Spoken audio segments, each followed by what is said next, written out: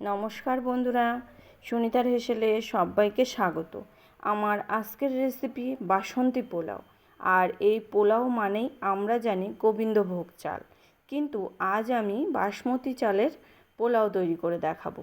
আর এই পোলাও কিন্তু আমরা সকলে কম বেশি বাড়িতে বানিয়ে থাকি, তবে আমি কিভাবে বানাই সেটাই আজ আমি আপনাদের সঙ্গে শেয়ার করব। চলুন তাহলে ভিডিওটি শুরু করা যাক। এখানে দেখুন আমি বাসমতি চাল নিয়েছি। এবার এই চালটাকে আমি 3 থেকে 4 বার জল পাল্টে পাল্টে ধুয়ে নেব। ধুয়ে নিয়েছি। এবার এটাকে পরিমাণ মতো জল দিয়ে 30 মিনিট ভিজিয়ে রাখবো।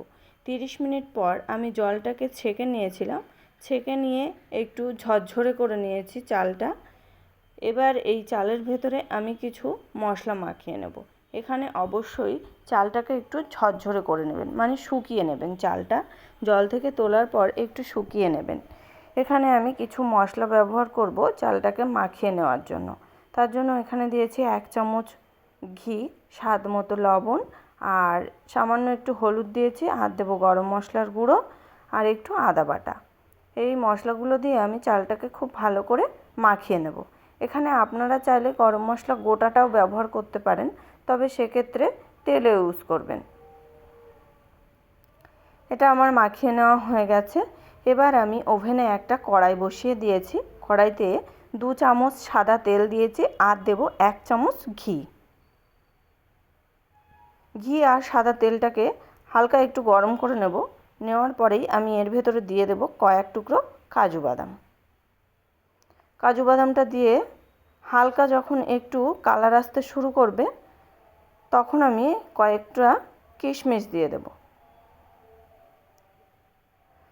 এবার এই কাজু বাদাম আর কিশমিশটাকে আমি খুব ভালো করে ভেজে নেব। দেখুন এখানে কাজু বাদাম কিশমিশ আমার ভেজে নেওয়া হয়ে গেছে।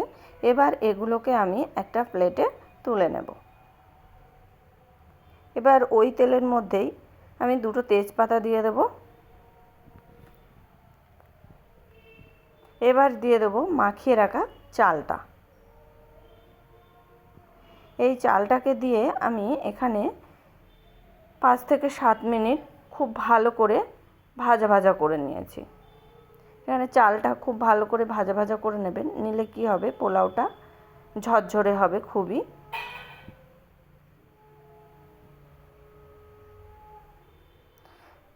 এখানে দেখুন চালটা আমার ভেজে নেওয়া হয়ে গেছে। এবার এর ভেতরে আমি জল দিয়ে দেব। এখানে আমি 3 কাপ চাল নিয়েছি, তার জন্য আমি 6 কাপ জল দেব। আর জলটা অবশ্যই গরম ব্যবহার করবেন, ঠান্ডা জল ব্যবহার করবেন না। ঠান্ডা জল ব্যবহার করলে পোলাওটা মানে জড়িয়ে যায়, ঝরঝরে হয় না। তার কারণে গরম জলটা ব্যবহার করবেন। এখানে জল আর চাল খুব ভালো করে মিশিয়ে নিয়েছি।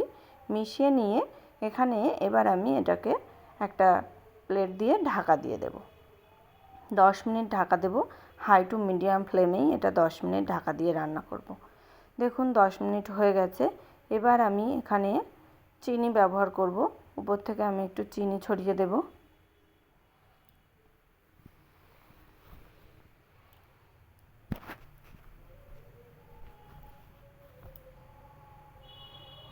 চিনিটা দিয়ে আমি এই ভাতের সঙ্গে খুব ভালো করে মিশিয়ে নেব। এখানে খুব মানে বেশি ঘাটাঘাটি করব না, কেননা চালটা আমাদের ভেঙে যেতে পারে। তার কারণেই আমি আলতো হাতেই ভালো করে মিশিয়ে নেব চিনিটা।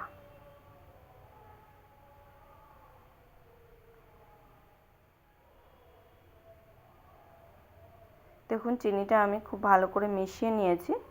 এবার উপর থেকে দিয়ে দেব কয়েকটা কাঁচা লঙ্কা।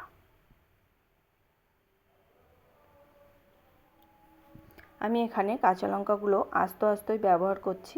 আপনারা চাইলে চিড়েও ব্যবহার করতে পারেন। এইভাবে আমি কাঁচা লঙ্কাগুলোকে ভাতের মধ্যে গেঁথে দিয়েছি, তাহলে কি হবে, সেদ্ধও হয়ে যাবে আর কাঁচা লঙ্কার ফ্লেভারটাও চালের মধ্যে চলে যাবে। এবার দিয়ে দেবো উপর থেকে কাজু বাদাম আর কিশমিশ। যে ভেজে রেখেছিলাম কাজু আর কিশমিশ, সেটাও আমি এবার উপর থেকে দিয়ে দিয়েছি। এবার এটাকে আমি আরও 5 থেকে 7 মিনিট একদম লো আঁচে ঢাকা দিয়ে রান্না করব।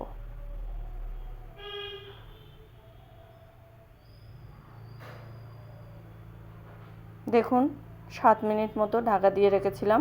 এবার ঢাকনা খুলে দেখে নেব। জলটা মোটামুটি সবই শুকিয়েই গেছে। এবার আমি উপর থেকে একটু ঘি দিয়ে আরও 3 মিনিট ঢাকা দিয়ে রান্না করব।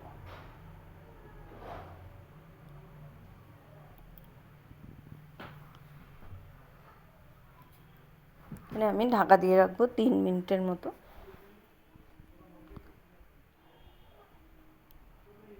3 মিনিট পর দেখুন পোলাওটা আমাদের তৈরি হয়ে গেছে একদম।